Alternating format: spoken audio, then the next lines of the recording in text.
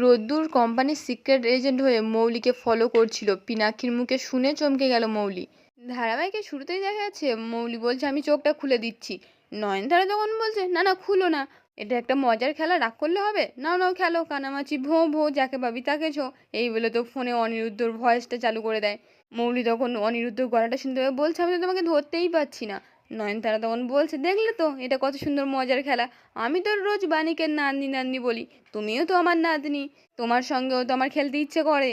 মৌলি তো তখন ধমক দিয়ে বলছে কি হয়েছে বলো তো জ্ঞান মাম্মি, খালি বাণীকে নাতনি নাতনি করো কেন? এই বলে তো বলছে অনিরুদ্ধ তুমি কোথায়? নয়নতারা তখন মনে মনে বলছে আমি আগে যদি জানতাম তুই আমার নাতনি নোস তাহলে কি তোকে এত লাইট দিতাম? কে জানি ওদিকে তানিয়ে আবার বাবা মাকে এক জায়গায় আনতে পারলো কিনা। এদিকে তখন অনিরুদ্ধ বাণীকে বলছে তুমি মনে করো না যে প্রিন্সেসকে আমি মেয়ে বলে মেনে নিয়েছি, প্রিন্সেস আমারই মেয়ে। তখনই তানিয়া খাবার নিয়ে এসে বলছে দেখো আমি খাবার নিয়ে এসেছি, তিনজনে একসাথে খাবো, আমি চাই তিনজনে একসঙ্গেই থাকি। অনিরুদ্ধ তখন বলছে হ্যাঁ প্রিন্সেস, সেই দিন খুব শিগগিরই আসবে। বাণী তো তখন তানিয়াকে গালে দেয়, তারপর অনিরুদ্ধকে, তারপর নিজে, এরকম করে তিনজনে খেতে শুরু করে।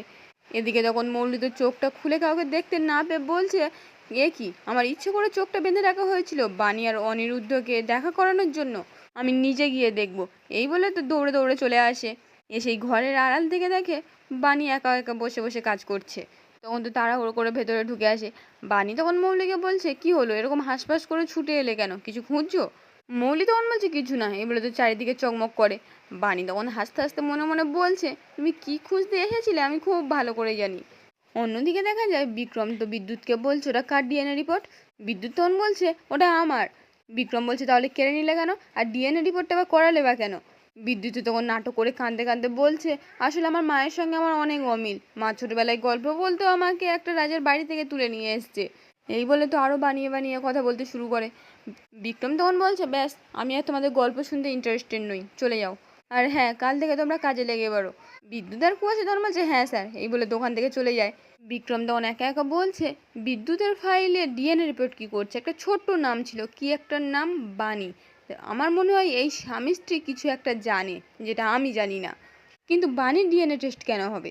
এই বলে তো বাণীর কথাগুলো ভেবে বলছে ও মাই গড, তার মানে বাণী কি ওই রায়বাড়ির মেয়ে, যেটা আমি জানি না সেটা ওই স্টুপিডটা জানে, এবং তার রিপোর্ট তার ফাইলে আছে। আমাকে সবটা জানতে হবে, এমন কিছু আছে আমি জানি না, সেগুলো সব আমাকে জানতে হবে। এদিকে যখন রায়বাড়িতে তো শেয়ার হোল্ডারদের দেখে বাণী আর মৌলির দুদিনের প্রফিট দেখে। প্রফিটে দেখা যায় মৌলির তো পুরো হাই হয়ে আছে আর বাণীর একেবারে লো। অনিরুদ্ধ তখন সকলকে বলছে এই দুদিনের প্রফিট দেখে কাউকে বিচার করা যায় না। এই বলে তো একটা টুথপেস্ট কোম্পানির এক্সাম্পল দেয়, তারপর বলছে আজকের মৌলি এগিয়ে আছে, কাল বানিয়ে এগিয়ে যাবে না, তার কি মানে আছে? ঈশানী তখন অনিরুদ্ধকে বলছে অনিরুদ্ধ এটা একটু পার্সোনালিটি হয়ে যাচ্ছে না? সাথে তখন ঈশানীকে বলছে ঈশানী আমার তো মনে হয় অনিরুদ্ধ ঠিক বলছে, কারণ এত তাড়াতাড়ি কাউকে বিচার করা ঠিক নয়। পিনাকি তখন বলছে আমারও তাই মনে হয়, কম্পিটিশনটা চলুক, পরে ফলাফল দেখে বিচার করা যাবে। মৌলি তখন মনে মনে বলছে সবাই বাণীর হয়ে কথা বলছে, কিন্তু আমি খুব ভালো করে জানি ওকে হারানোর জন্য আমার আর বেশি সময় লাগবে না। তখনই বাণী সকলকে বলছে আমি এইটুকু বলতে পারি কোম্পানির ভালোর জন্য আমার যা যা করতে হয় আমি সব কিছু করব। তখন তো শেয়ার হোল্ডাররা বাণীকে বলছে আপনার কাছে কোনো নতুন স্ট্র্যাটেজি আছে নাকি হাওয়ায় কথা বলছেন?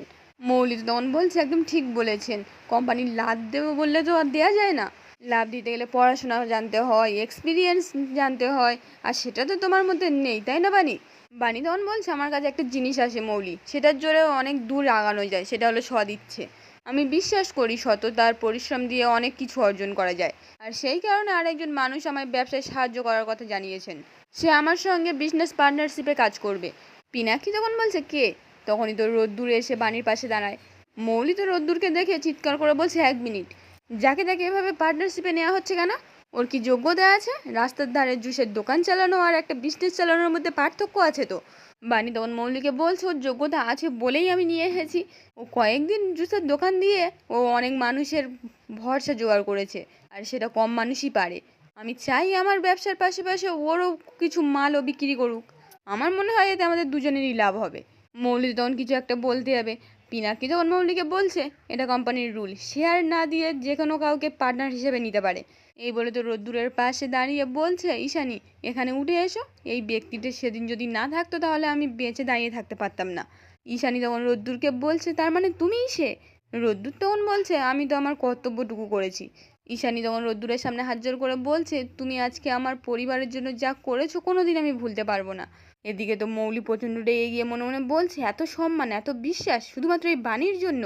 এই রোদ্দুরটাই যদি একদিন বাণীর এগেনস্টে দাঁড়ায় সেদিন বুঝবে। তখনই তো ঈশানী রোদ্দুরকে বলছে, তোমার দোকানটা কে ভেঙেছিল, কারা ভেঙেছিল জানো তুমি?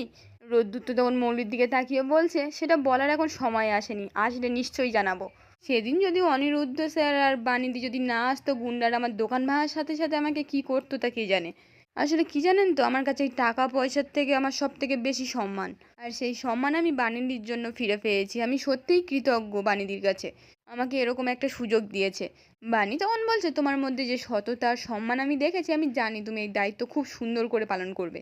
পিনাক্ষীও তখন বলছে, আমি বাণীর কথায় সম্মত জানাচ্ছি, রোদ্দুর আমাদের কোম্পানিতে এলে আমাদের কোম্পানির ভালোই হবে। এদিকে মৌলি তখন মনে মনে বলছে, এটা হতে দেওয়া যাবে না, বাণী যত বেশি শক্তিশালী হবে আমার বিপদ, রোদ্দুরকে ওর কাছ থেকে আলাদা করতেই হবে। তখন তো সব শেয়ার হোল্ডাররা আর বাড়ির বাকিরা সবাই চলে যায়।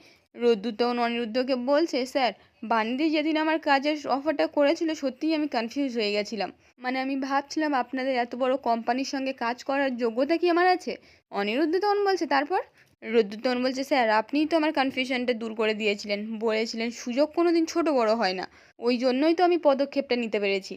অনিরুদ্ধ তখন বলছে, আমি শুধু তোমাকে শক্তিটা চিনতে সাহায্য করেছি, বাকিটা তোমার লড়াই। রোদ্দুর তখন বলছে, আমি আপনাদের নিরাশ করব না স্যার, আমি আসছি, এই বলে তো ওখান থেকে চলে যায়। এদিকে তখন আড়াল থেকে তো মৌলি সবটা শুনছিল আর মনে মনে বলছে, ও তার মানে রোদ্দুরকে বাণী একা নিচ্ছে না, অনিরুদ্ধও সাহায্য করছে, তার মানে সবাই মিলে আমাকে হারানোর চেষ্টা করছে। কিন্তু আমি হারবো না, আর কাউকে হারাতেও দেবো না।